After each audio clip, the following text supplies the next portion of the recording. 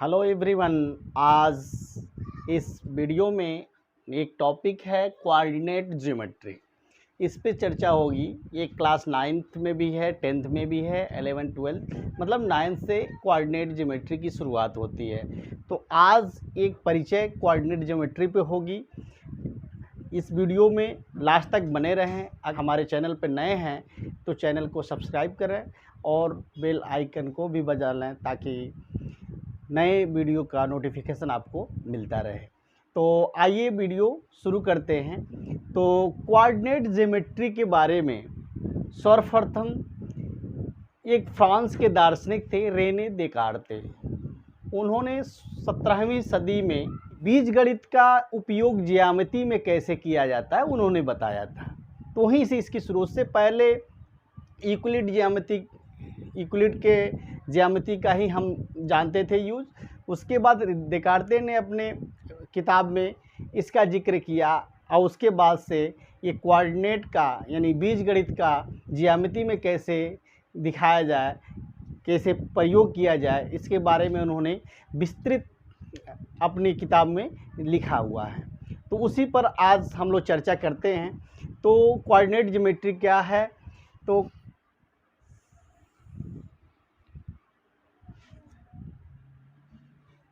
इसको हम बोलते हैं रेक्टेंगुलर एक्सिस। ये एक्स होता है, ये एक्स डैश होता है, ये ओरिजिन ओ होता है, ये वाई और वाई डैश। यानी एक प्लेन को हम 4 भागों में बांट देते हैं। यानी अगर सिंपल सा समझे, पहले इससे पहले की चीज़ समझ सकते हैं कि अगर मान लीजिए प्लेन में किसी वस्तु की पोजीशन को बताना, अब उस पोजीशन को बताने के लिए हम कोऑर्डिनेट ज्योमेट्री का प्रयोग करते हैं। सपोज कर लीजिए हमने अब ये जो इसको हम एक्सिस बोलते हैं, एक्स एक्सिस यानी एक्स ओ एक्स डैश एक्स एक्सिस कहलाता है, एक्स एक्सिस या हिंदी में कहते हैं एक्स अक्ष। और इसको हम Y O Y dash Y अक्ष या वाई एक्सिस कहलाता है। यानी एक्स के वैल्यूज आपके एक्स अक्ष पे होंगे, वाई के वैल्यूज वाई अक्ष पे होंगे। तो अगर मान लीजिए किसी बिंदु, मान लीजिए कि वही वस्तु यहाँ पे मान लीजिए P है, इसका पोजीशन बताना है कि P का पोजीशन क्या होगा।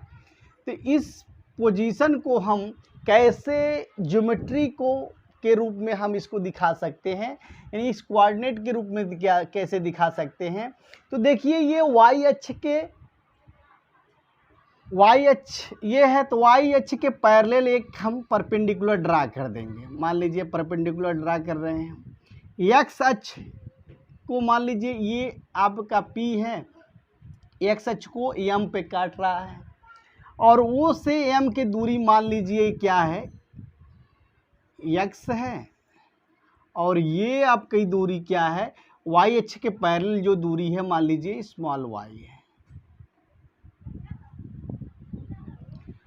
तो P का जो निर्देशांक, P का कोऑर्डिनेट होता है वो x और y हो जाएगा। ये हमेशा ऑर्डर पेयर में होता है। इसको हिंदी में बोलते हैं क्रमित युग्म। क्रमित युग्म ऑर्डर्ड पेयर में होता है, इसको बोलते हैं क्रमित युग्म। तो ये ऑर्डर पेयर में होता है। इसका मतलब ये हुआ P का जो निर्देशांक है x और y है। P का निर्देशांक क्या है, x और y है। तो x यानी x अक्ष पे जो दूरी चला गया और y अक्ष के पैरेलल जो दूरी चला गया वो y है। तो ये आपका P का जो पोजीशन हो गया x और y हो गया। अगर कोई पर्टिकुलर बिंदु होता तो मान लीजिए अगर x बराबर यहाँ पे मान लीजिए ओरिजिन ये O है, ओरिजिन से अगर x अक्ष पर मान लीजिए 5 सेंटीमीटर चला और y अक्ष पर 6 सेंटीमीटर चला, तो x की जगह 5 हो जाएगा, y की जगह 6 हो जाएगा। इस तरह से आप पोजीशन दिखा सकते। तो हमने एक जनरल वैल्यू लिया है, तो P पॉइंट का पोजीशन जो मिला आपका x और y मिला, तो ये पोजीशन बताता है कि किसी बिंदु का पोजीशन, ये बता रहा है कि हम किसी वस्तु का पोजीशन जो है प्लेन में कैसे दिखा सकते हैं। उसके बाद आती है कि इस अक्ष को और इसके बिंदु को अब हमेशा पहले जगह पर हमारा x ही होगा, यानी ऑर्डर पेयर में, यानी कोई भी इस प्लेन में जो पोजीशन दिखाएंगे, निर्देशांक दिखाएंगे, वो ऑर्डर पेयर में होगा, यानी क्रमित युग में होगा। तो ऑर्डर पेयर में होगा तो हमेशा ऑर्डर का मतलब ये है कि x हमेशा पहले होगा, y हमेशा बाद में होगा, यही ऑर्डर पेयर है। इन पेयर का ऑर्डर फिक्स है कि x पहले स्थान पे होगा और y दूसरे स्थान पे होगा। तो इस तरह से अब यहाँ पे समझिए एक्स एच के, अब यहाँ पे ये एक्सिस है, इसके 4 भाग हैं। देखिए ओ से एक्स के तरफ है, ओ से एक्स डैश है, ओ से वाई है और वाई डैश है। तो ओ से एक्स के तरफ इसको पॉजिटिव एक्सिस बोलते हैं। यहाँ पे पॉजिटिव वैल्यू यानी रियल एक्सिस का रियल नंबर का पॉजिटिव वैल्यू इधर रहेगा, यानी इधर अगर हम इसका वैल्यू रख दें 1, यहाँ पे 2 लिख दें, यहाँ पे 3 लिख दें, तो पॉजिटिव वैल्यू। यहाँ ओरिजिन देखिए, ओरिजिन का हमेशा निर्देशांक हमेशा 0 0 होता है, क्योंकि x और y का मान हमेशा 0 होता है ओरिजिन पे। तो अब कहने का मतलब ये है कि ओरिजिन को हम कहीं पर भी शिफ्ट कर सकते हैं, और जब शिफ्ट कर देंगे उस क्वेश्चन के अकॉर्डिंग उसको हल करेंगे। और ये नहीं है कि मान लीजिए क्वेश्चन हल कर रहे हैं तो यहाँ ओरिजिन है तो यहाँ पे कर दें, ऐसा नहीं। जब क्वेश्चन को सॉल्व करेंगे तो जहाँ ओरिजिन ले रहे हैं तो वहीं से वैल्यू को हम काउंट करेंगे। तो ओरिजिन यहाँ पर भी ले सकते हैं, तब यहाँ पे y एक्सिस हो जाएगा, यहाँ भी ले सकते हैं तो y एक्सिस यहाँ हो जाएगा। तो ये कोई मसला नहीं है कि y ओरिजिन बीच में ही रहे। तो अब ओरिजिन के राइट साइड में हमेशा जो होता है एक्स अक्ष पे आपका पॉजिटिव वैल्यू होगा।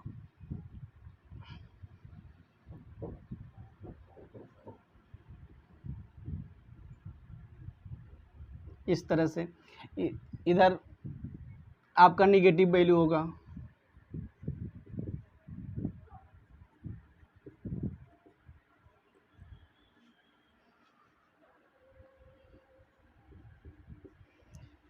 वाई अक्ष पे यहाँ पे ऊपर की तरफ ये पॉजिटिव वैल्यू होगा।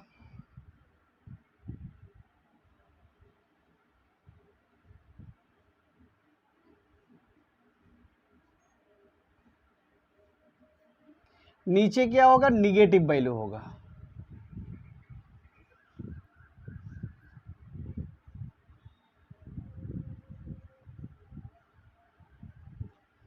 तो ये पॉजिटिव, अब कहने का मतलब हम यहाँ पे लिख दिए थे, नहीं तो ये वैल्यू हम नीचे दर्शाते हैं तो थोड़ा अच्छा रहता है। ये ऊपर दर्शा दिए हैं, इसको हम नीचे दर्शाते हैं तो थोड़ा अच्छा लगता है। -1 -2 -3 -4 -5 -6 इस तरह से ये x यहाँ पे लिखे थे इसलिए ऊपर लिख दिए। इस कोई मसला नहीं है, आप नीचे लिखेंगे चाहे ऊपर लिखेंगे, ये बता रहा है कि ये पॉइंट 1 है। अब ग्राफ पेपर में जाएंगे तो पूरा आपका खाना बना हुआ होगा, अब आपको बस इंडिकेट करना होगा ये पॉइंट क्या है क्या नहीं है। तो यहाँ पे ओरिजिन से एक्स अक्ष पर दाहिने साइड में जब जाएंगे तो पॉजिटिव वैल्यू होगा एक्स के, और इसके बाएं साइड में जाएंगे तो नेगेटिव वैल्यू होगा। उसी तरह अक्ष के ऊपर वाले साइड में जाएंगे तो पॉजिटिव वैल्यू होगा वाई का, और नीचे जाएंगे तो नेगेटिव वैल्यू होगा वाई के। अब ये जो आपके अक्ष हैं यानी दोनों परपेंडिकुलर अक्ष एक्स अक्ष और वाई अक्ष दोनों प्लेन को 4 भागों में बांटते हैं, तो इसको हम क्वाड्रेंट बोलते हैं या चतुर्थांश बोलते हैं। तो ये जो हमारा होता है ये प्रथम चतुर्थांश होता है, प्रथम चतुर्थांश यानी फर्स्ट क्वाड्रेंट, इसको द्वितीय चतुर्थांश बोलते हैं।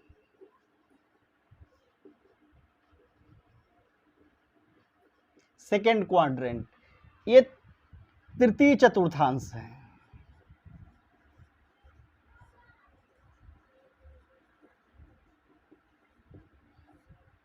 और ये आपका चतुर्थ चतुर्थांश।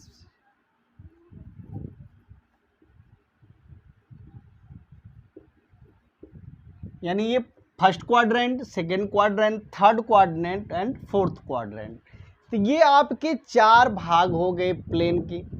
अब यहाँ पे इनकी प्रकृति भी समझ लीजिए। देखिए यहाँ पे अगर पॉजिटिव वैल्यू जा रहा है, ऊपर भी पॉजिटिव जा रहा है, तो इसका मतलब है कि प्रथम चतुर्थांश में हमेशा x और y के पॉजिटिव वैल्यू होंगे। यहाँ पे x भी पॉजिटिव होगा और y भी पॉजिटिव होगा। यानी प्रथम चतुर्थांश में x और y दोनों के मान पॉजिटिव होंगे। उसी तरह से अब देखिए यहाँ पे द्वितीय चतुर्थांश में यानी सेकेंड क्वाड्रेंट में ओरिजिन से x डैश की तरफ जब आते हैं आप तो x के निगेटिव मान आते हैं। अब आपने ऑर्डर पेयर में कहे कि कोई पोजीशन वैल्यू होगा वो ऑर्डर पेयर में होगा, तो इसका मतलब x का मान इधर क्या होगा, हमेशा नेगेटिव, और y का मान हमेशा क्या होगा, पॉजिटिव, क्योंकि ऊपर ये पॉजिटिव है, इधर क्या है, नेगेटिव है। तो x हमेशा पहले स्थान पे होता है, तो इसलिए x की वैल्यू नेगेटिव होगी और y की वैल्यू पॉजिटिव होगी। उसी तरह तृतीय चतुर्थांश में देखिए यानी थर्ड क्वाड्रेंट में यहाँ पे x अक्ष पे भी नेगेटिव वैल्यू, y अक्ष पे भी नेगेटिव वैल्यू, यानी x का मान भी नेगेटिव और y का मान भी नेगेटिव, यानी इसमें दोनों x और y की वैल्यूज जो होंगे या जो निर्देशांक होंगे नेगेटिव होंगे। उसके बाद चतुर्थ में आते हैं यानी फोर्थ क्वाड्रेंट में, यहाँ पे देखिए x अक्ष और y अक्ष का नेगेटिव वाली वैल्यू है, तो इस पॉजिटिव वाली वैल्यू, इसका मतलब x पहले स्थान पे होता है तो ये पॉजिटिव हो गया, और इधर नेगेटिव है तो ये नेगेटिव वैल्यू y अक्ष क्या हो जाएगा, यानी y का मान नेगेटिव, x का मान पॉजिटिव। सिंपल सा जानिए, फर्स्ट में दोनों प्लस होंगे, सेकेंड में x minus Y plus, third में दोनों माइनस, फोर्थ में x प्लस और y माइनस। तो इस तरह से आपके चतुर्थांश हो गए और उसकी साइन हो गया, यानी कौन सा साइन होगा चतुर्थांश में, x और y के क्या मान होंगे। अब आता है इसमें भुज और कोट की बात। तो सिंपल सा जानिए, भुज जो होता है, भुज x के मान को हम भुज कहते हैं और y के मान को हम कोट कहते हैं। तो x की जो वैल्यू होगी वो भुज कहलाएगी और y की वैल्यू जो होगी कोट कहलाएगी। तो भुज और कोट, भुज को हम अंग्रेजी में बोलते हैं अबसीसा और कोट को बोलते हैं ऑर्डिनेट। तो ये ऑर्डिनेट x के मान जो होंगे वो ऑर्डिनेट होंगे और y के जो मान होंगे ऑर्डिनेट होंगे और x के मान जो होंगे अबसीसा यानी भुज होगा। तो इस तरह से भुज और कोट ये आप जान लेंगे। अब आता है यहाँ पे अक्ष पे x और y के क्या मान हो सकते हैं। अक्ष पे जो है यानी x अक्ष पे y का मान क्या होगा, y अक्ष पे x का मान क्या होगा। तो सिंपल सा जानिए, x अक्ष पे जो निर्देशांक होते हैं हमेशा y 0 होगा, x अक्ष पे हमेशा y 0 होगा जब अक्ष की बात किया जाए। अगर हम कहें कि यहाँ पे इस पॉइंट, इस पर क्या होगा, चाहे यहाँ पे ये जो वैल्यू है यहाँ यानी 6 पर 6 का निर्देशांक, इस पॉइंट को इसका निर्देशांक क्या होगा, तो हमेशा ये 6 होगा, x का मान 6 और y का मान 0, क्योंकि हम इस अक्ष पे हैं तो y के पैरेलल कोई भी वैल्यू नहीं चला गया है, कोई दूरी नहीं चली गई है, यानी x अक्ष पे y का मान 0 होता है। यानी आप लिख लेंगे x अक्ष पे y बराबर 0, यानी x अक्ष पे y का मान 0 होगा। उसी तरह y अक्ष पे x का मान क्या होता है, y अक्ष पर x का मान x बराबर 0 होता है। यानी यहाँ पर y अक्ष पे हमेशा x का मान 0 होगा और x अक्ष पर y का मान 0 और y अक्ष पे x का मान 0 होता है। तो ये हो गया एक अक्ष पे x और y के मान क्या होते हैं। तो इस तरह से x अक्ष पे y का मान 0, y अक्ष पे x का मान 0 होता है। तो इस तरह से ये आपका हो गया जनरल जो चीज़ें हैं आपको जाननी चाहिए, ये हो गया। अब इसके बाद देखते हैं किसी पॉइंट को कैसे हम प्लाट करते हैं उसके बारे में। ग्राफ पेपर कुछ इस तरह के दिखाई देता है। तो अगर ग्राफ पेपर पे हम कोई बिंदु प्लाट करें तो कैसे प्लाट करेंगे, आइए उसी के बारे में यहाँ पे इसमें देखते हैं। जैसे मान लीजिए 3-4 बिंदु हम ले रहे हैं, जैसे मान लीजिए हम 3 और 4 को कैसे प्लाट करते हैं, -2 और -5 को कैसे दिखाएंगे, 6 और -4 को कैसे दिखाएंगे, और फिर मान लीजिए -3 और 2 को कैसे दिखाएंगे, यही आपको दिखाना है। तो मान लीजिए यही हमने खाने बनाए हैं और इसको 1 यूनिट माना है, इधर -1 यूनिट, -2 यूनिट, ये आपका -1 यूनिट होगा, और ये आपका -2 यूनिट, ये आपका -3, ये -4 और ये -5 यूनिट। इस तरह से ये यूनिट में चेंज किया गया है। ग्राफ पेपर कुछ इस तरह होगा। मान लीजिए 3 और 4 को दिखाना है, तो यहाँ पे x के मान क्या है, 3 है, तो x का मान 3 है, तो यहाँ से गिनना शुरू कीजिए। ये ओरिजिन है, तो इस ओरिजिन से हम गिनना शुरू करेंगे। यहाँ पे 1 2 3, ये आपका पॉइंट 3 मतलब 3x अक्ष पे जाएंगे। उसके बाद y अक्ष के पैरेलल 4 है, तो y अक्ष के पैरेलल हम 4 खाने जाएंगे, 1 2 3 4। ये आपका पॉइंट जो होगा वो आपका 3 और 4 होगा। ये पॉइंट आपका 3 और 4 होगा। इस तरह से आप पॉइंट को बताएंगे। जैसे -2 और 5 है, तो x का मान -2, तो -1 -2 यहाँ पे आप आएंगे, और उसके बाद y के पैरेलल कितना, -5, तो -5 जब आएंगे तो 1 2 3 4 5, यानी ये पॉइंट आपका आ रहा है -2 और -5। इस तरह से यानी x अक्ष पे 2 पॉइंट अब यहाँ पे लेफ्ट में जाएंगे, उसके बाद इसके पैरेलल नीचे के तरफ 5 पॉइंट जाएंगे, तो -5, यानी 5 पोजीशन आप स्टेप जाएंगे, तो ये आपका जो पॉइंट होगा वो आपका -2 और 5 होगा। उसी तरह 6 और -4 को दिखाना है, तो x बराबर 6 है, तो x बराबर 6, तो ये आपका देखिए ये तृतीय में आएगा, ये फर्स्ट में दोनों पॉजिटिव हैं, तो फर्स्ट में दोनों नेगेटिव है, थर्ड में x पॉजिटिव y नेगेटिव, तो ये फोर्थ में आ रहा है। किस में आ रहा है, फोर्थ में आ रहा है।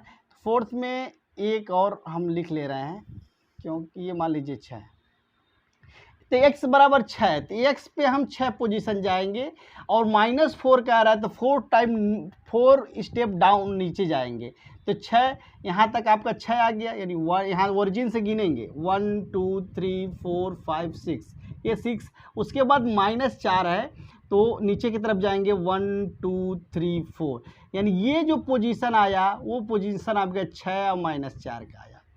उसके बाद देखिए -3 और 2 है, तो -3 और 2 जो होगा ये सेकेंड क्वाड्रेंट में आएगा, यानी द्वितीय चतुर्थांश में आएगा। x निगेटिव y पॉजिटिव, तो यहाँ पे x 3 पॉइंट इधर आएंगे ओरिजिन से 1 2 3, यानी ये आ रहा है। उसके बाद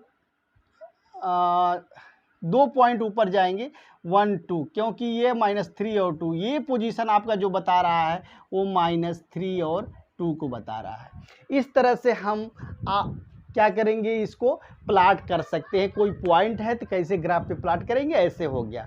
अब क्वेश्चन आता है कि इसमें भुज क्या है, तो कहा जाएगा कि ये 3 4 में भुज क्या है, तो भुज यहाँ पे आपका हो जाएगा, भुज आपका 3 और कोट जो होगा आपका 4 हो जाएगा, कोट आपका 4 हो जाएगा। तो देखिए यहाँ पे भुज जो होगा आपका 3 हो जाएगा, कोट 4 हो गया। अब यहाँ पे उसी तरह से -2 और -5 में, तो भुज आपका -2 हो जाएगा, ये भुज होगा, और y का मान यहाँ -5 है, तो ये कोट हो जाएगा आपका। तो भुज और कोट समझ गए, x के मान को हम भुज कहते हैं, y के मान के कोट कहते हैं। अब नेक्स्ट वीडियो में कोई एक्सरसाइज नेक्स्ट टॉपिक पर चर्चा होगी, तब तक